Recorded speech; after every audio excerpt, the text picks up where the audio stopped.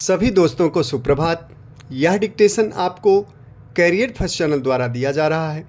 अच्छा मैटर है, ध्यानपूर्वक लिखेंगे। Ready start. पिछले कुछ वर्षों में भारतीय राजनीति को जिस वजह से सबसे ज़्यादा नकारात्मकता का शिकार होना पड़ा है वह है राजनीति का अपराधीकरण। भारतीय राजनीतिक परिदृश्य में राजनीति और अपराध परस्पर इतने घुल मिल गए हैं कि इनके बीच स्पष्ट विभाजक रेखा खींचना बहुत कठिन हो गया है। स्थिति यह हो गई है कि आज बहुत से लोग राजनीति में प्रवेश करने से हिचकिचा रहे हैं। चुनाव आयोग की तमाम सख्ती और सूचना के अधिकार कानून से मिल रही जानकारी के बावजूद इस दिशा में लगाम लगाना मुश्किल हो रहा है।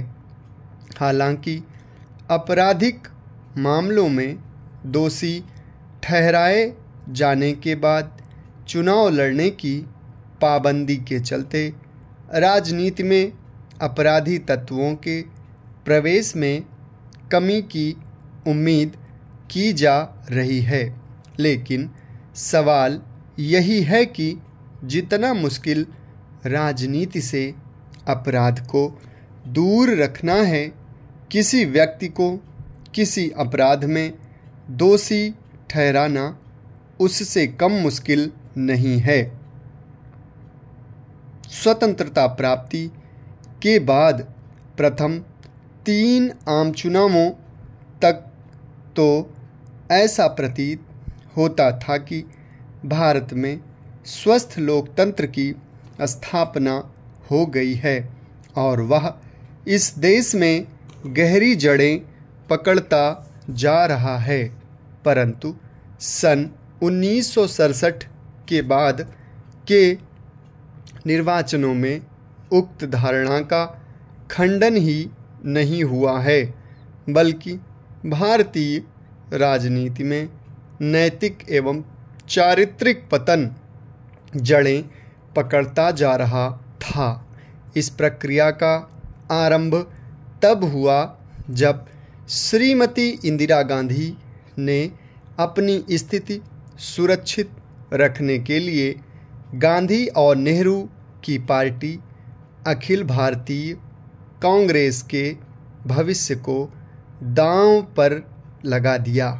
पहले उन्होंने मोरारजी देसाई सदृश पुराने कर्मठ स्वतंत्रता सेनानियों को कांग्रेस छोड़ने पर विवश किया और उसके बाद राष्ट्रपति के चुनाव में जिन लोगों ने श्री संजीव रेड्डी के नाम का प्रस्ताव किया, मतदान के समय उन्हीं के विरुद्ध वोट दिया और अन्य लोगों से वोट दिलवाए।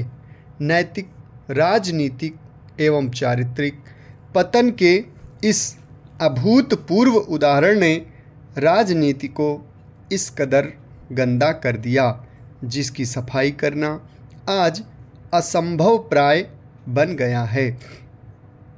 उसके बाद श्रीमती गांधी ने सन 1975 में आपातकाल की घोषणा करके भारत के अशिक्षित एवं निरीह देशवासियों को प्रकारांतर से यह बता दिया कि लोकतंत्र का यह भी एक रूप हो सकता है।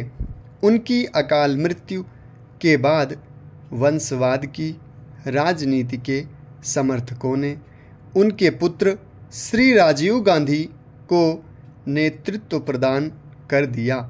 राजीव गांधी के प्रधानमंत्रित्व में राजनीतिक शून्यता का वातावरण बन गया। आपातकालीन स्थिति की समाप्ति के बाद होने वाले चुनावों में श्रीमती इंदिरा गांधी पराजित हो गईं थीं। दोबारा शक्ति में आने के लिए अपने बेटे संजय गांधी की सहायता से उन्होंने कतिपय असामाजिक तत्वों को एकत्र किया और चुनावों के समय उन्हें राजनीति में उतार दिया। समाप्त। धन्यवाद।